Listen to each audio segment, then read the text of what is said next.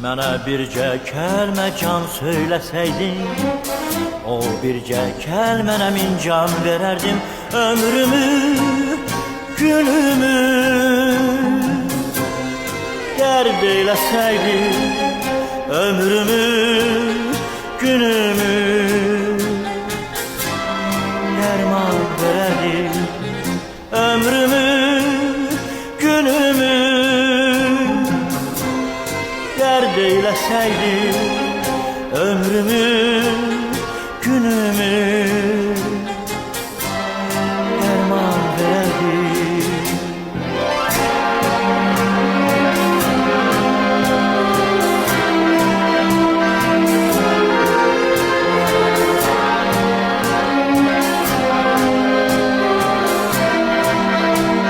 Azerbaycan Radyosu'nun Kızıl Fondu. Bezdirdim qəlbini sədaqətimlə, qaldım həsrətimlə, müsibətimlə.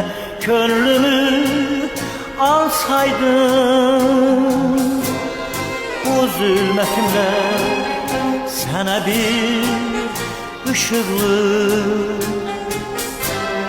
cahan verərdim. Könlümü alsaydın